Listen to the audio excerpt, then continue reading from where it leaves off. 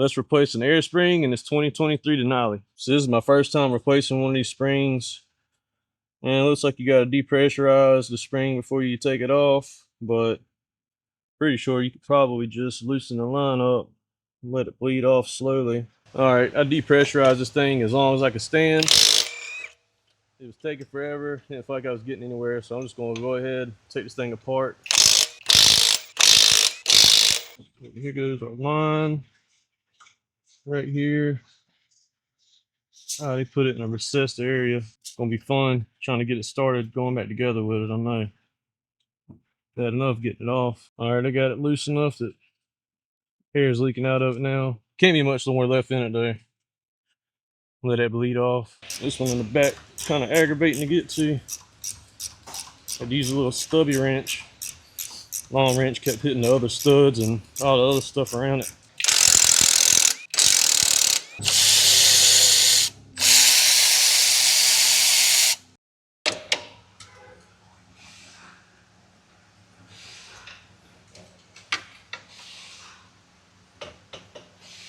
There we go. All right, now all we gotta do is take these last two nuts off and hopefully it'll come right out. All right, let's see if this thing's gonna come out or not.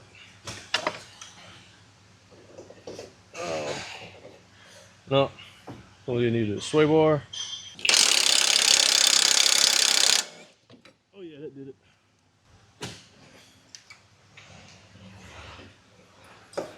There we go. So I do know before you break the seal on this thing, this air fitting has to line up in this one spot right here. So you need to make a reference about where it lines up at.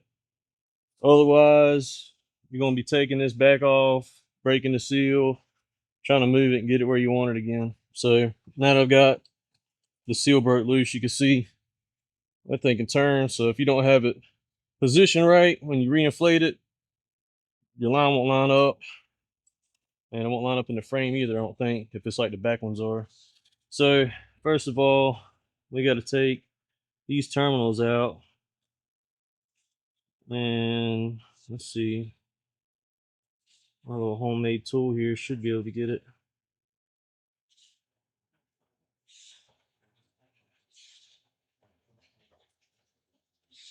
There we go. There's one. I just got to do the other one, get the connector body off. So we can get this off and then get that nut off. So I run into a bit of an issue. This nut is kind of recessed into the shock right here, or the shock mount. And we don't have the special tool. It's going to go over here and let the wire come up. So I have to sacrifice one of my sockets of a brand that doesn't come around anymore. So I'm going to have to cut this. There you go. Looks just like the factory one. Not really, but it will work, I do believe. Fits right over it. Keeps our wires from getting damaged. So go ahead and take this thing apart. All right, we got this thing mounted up in this death machine now. So had to use like a split plate thing with some collars on the bottom to hold it. And I just got this plate adapter across the top. And it says with it deflated that there should be minimal pressure. Shouldn't take much to actually compress it to get it off. You may not even need to do this. This may be overkill, but never done one before, so this is how I'm going to do it. So let's see if we can get this thing to break loose. It's not going good so far. So I got a new issue. When I twist this, of course, this is spinning with the nut, so I'm going to have to modify this socket again so that I can hold the strut and turn the nut at the same time. So here goes updated version. I use a cheap extension, welded to it, basically make it into like a crow's foot. So I don't actually need to split in it no more. Fits right over there. Got the top half open so I can hold it with a pair of pliers or something. And hopefully I can break this thing loose now. Oh, it's like butter now. Hold on. There we go. Should come right off. All right, got it where it won't spin anymore. And it's about off now, so that wasn't too bad. It would have been nice if we had this special tool to begin with, but this beats waiting for however long it's going to take to get it.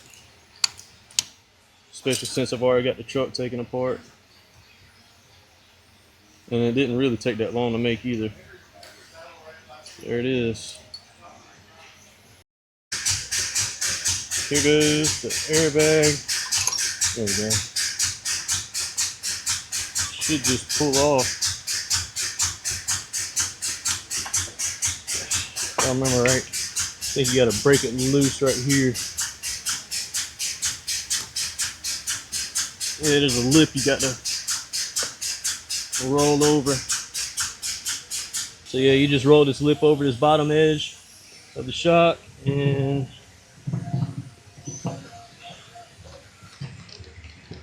must not be it. So I just pulled this off. I'm pretty sure going back together with it, some of the stuff is separated, so I need to figure out how to take this thing apart. All right, so this bottom piece was supposed to come off. Looks like it just presses in there. There we go. All right, so we got a plastic ring, sits on the bottom like this, and then we got 2 O-rings which help seal the airbag. So all of that off. There's also a couple washers that have to go on the top right here. Have to find these. O-ring. And there might be some more stuff to dig out. So we've got some new seals here and the new bushings for the top. So we'll go ahead, put these O-rings on first.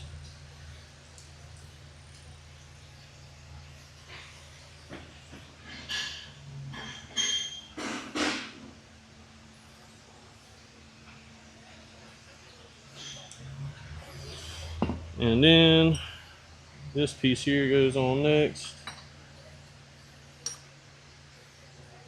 Okay. Seals off on them O-rings right there. So next is this plastic spacer or seat. So it's got a tapered edge and a flat edge.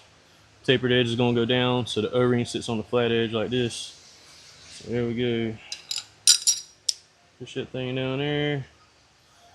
Big O-ring on.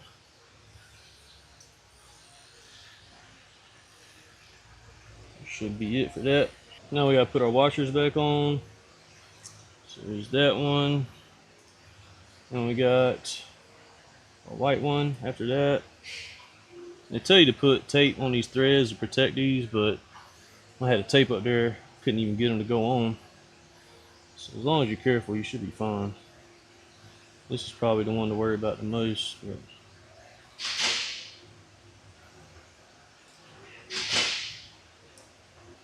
should be all good. And then we got one more white spacer.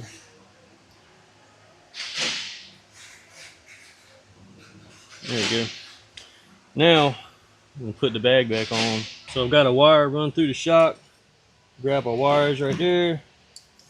Hopefully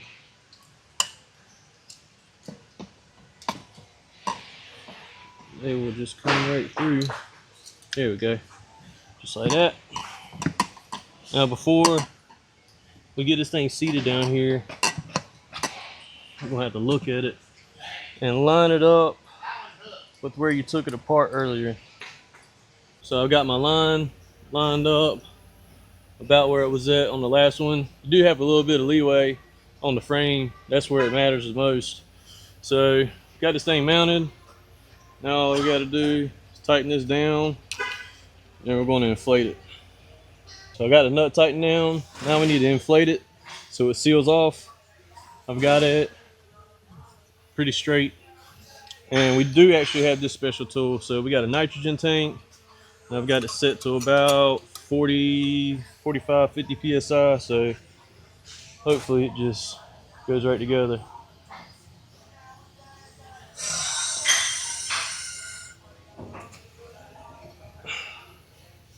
It is crooked. All right, round 2.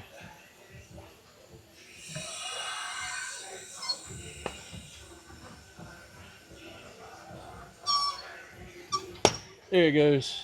All right, so this thing is now inflated. This is probably gonna be your last chance to get the airline fitting lined up where it needs to be at so it matches the frame. So go ahead and make sure that's good there. I'll put this bushing on. Then I just got to reinstall my terminals for this connector. At that point, we're just slapping this thing back together. There we go. These things just push in. Putting them back in is the easy part. Taking them out, not that difficult on these, but it's a little different if you've never done it before. And you need to make sure you get the terminals back where they were at before you took it apart too. And then this lock just slides this way, slides back to lock in. So that's it. Now we just gotta reinstall it. Oh, do still gotta put that boot on the bottom. So all we got left now is to put this boot on. It's kind of aggravating to take off, so probably gonna be aggravating going back on too.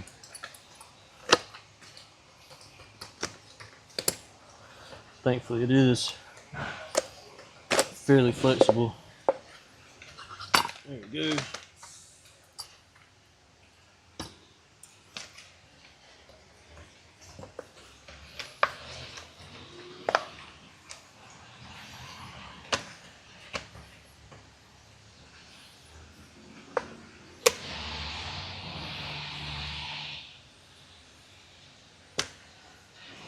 I went too far. There we go. This ain't too bad. Not as bad as I thought it was gonna be. That's it. Now we just gotta seat this other side. Actually, should have seated that first time and then done the bottom. I don't know. We'll see. No, one thing. These things are aggravating, man. I'd rather do a regular shop. There we go. All right. That should be everything. Now I just got to reinstall it. So it turns out, according to service information, this could have been removed through that passage right there. If you take that bar out, it looks like it's going to be tight though, which honestly, doing this really wasn't that bad. The front ends on these body style trucks right here really ain't that bad to work on. There we go. The harness fit through there. And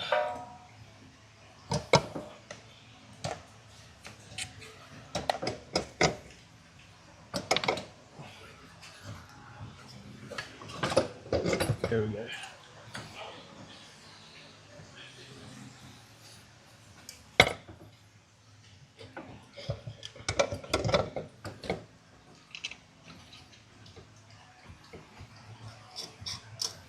I'm gonna get this thing loosely installed, and then I'm going to work on getting this airline back in, because even though I've inflated it, when you go to push that line in, there's a valve at the end of the spring fitting.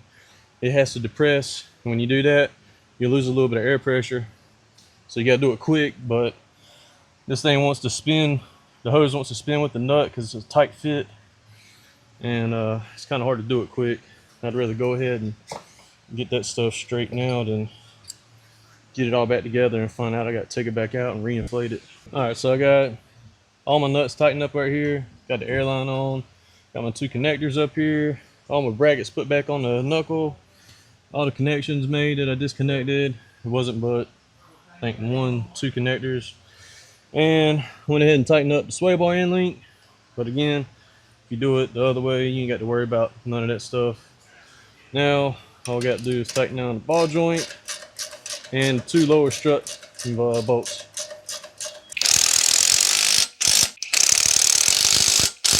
So one last step, I'm replacing this spring because it had a leak.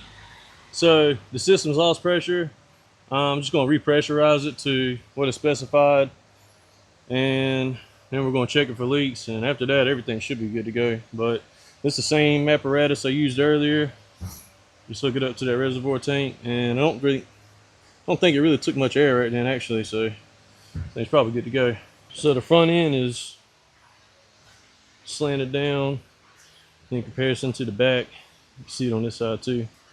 So there's one more procedure we got to run. All right, hook that, and there it goes, starting to reinflate itself.